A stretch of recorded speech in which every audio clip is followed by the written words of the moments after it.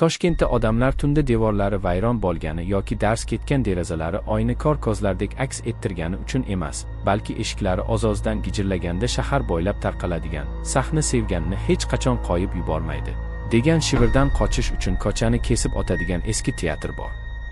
Mahalliy aholining ta'kidlashicha, o'sha sahna bir paytlar O'zbekistonning eng sevimli aktyori, yuzi kinoteatrlarni to'ldirgan, ovozi bilan tomoshabinlarni she'r, hajviy va qayg'u bilan larzaga solgan insonni yutib yuborgan.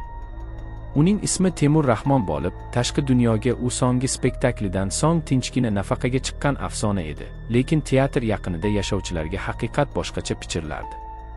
Aytishlaricha, u bilan xayrlashish kechasi pardalar yopilib, qarsaklar borondek gumburlaganida, Temur ta'zim qilishga ham qadam qo'ygani yo'q, sahna ortidagi eshiklardan ham chiqmagan. Uning hamkasblari izlashdi, rejissyor chinqirib yubordi, hatto politsiyani chaqirishdi, lekin Temur g'oyib bo'ldi, baxmal pardalar soyasini yutib yubordi. Avvaliga bu shon-shuhratdan juda charchagan odamning janjali, g'iybatni kuchaytirish uchun g'oyib bo'lish deb rad etildi. Ammo bir necha hafta o'tgach, o'tkinchilar dunyodan yashiringan odamdan ham galati bir narsa haqida xabar berishdi. Ular ertalab soat 3 da teatr ichkaridan yoritilganini, sahna go'yo boshqa spektakl boshlangandek oltin rangda porlayotganini ko'rishdi. Qiziq, bir necha mast kishi bir gal dars ketgan oyna eshiklariga yuzlarini bosgancha, Temurning diqqat markazida turganini, so'nggi spektaklidagi o'sha monologni o'qiyotganini, umidsizlikdan titrayotgan ovozini, ko'zlari kimgadir e'tibor bersin deb yolvorayotgandek qasam ichdi. Ammo eshiklarni sindirishganda ichkarida hech narsa topa olmadilar, faqat kimdir ularning yonidan o'tib ketgandek parda tebranib turgan jim sahna. O'sha kechadan boshlab mishmishlar olovdek tarqaldi.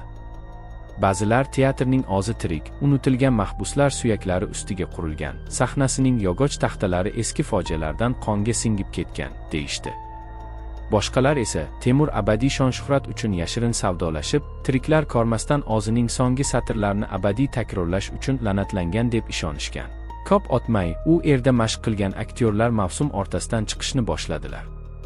Ular orqasidan qadam tovushlari, sahna chiroqlarining oz-ozdan yonayotgani va hech kim mashq qilmayotgan spektakllarni shivirlayotgan ovozlardan shikoyat qilishdi.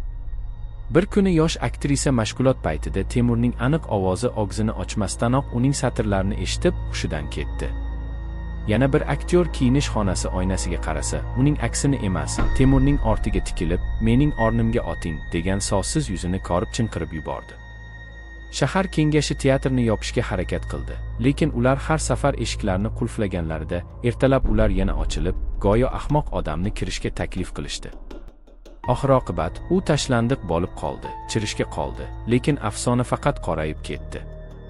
Hayajonli videolarni tomosha qilgan tadqiqotchilar hech qachon qaytib kelishmadi. Qilganlar esa oqarib, titragan va ko'rganlari haqida gapirishdan bosh tortdilar. Bir hafta o'tgach, o'z uyidan g'oyib bo'lgunga qadar atigi tortdi so'zni bilgan bitta bola bundan mustasno, o'yin tugamadi. Endi toshkentliklar o'sha teatr oldidan o'tganda uning nigohidan qochib, ko'chani kesib o'tishadi. Chunki ba'zan kechasi juda jim bo'lsa, ichkaridan ko'tarilgan qarsaklar, uning ortidan Temurnikiga o'xshagan ovoz eshitilib, oxirgi sahnaga qadar qoling, deb yolvoradi. Agar sizga derazadan qarash nasib etmasa, u ko'rinmas olomonga ta'zim qilayotganini, go'yo sizni qarsak chalishga jur'at etayotgandek ko'zlari yonib turganini ko'rishingiz mumkin. Chunki agar shunday qilsangiz, sahna sizga ham og'zini ochadi va siz abadiy tomoshabinlar safiga hech qachon tugamaydigan spektaklda qo'shilasiz.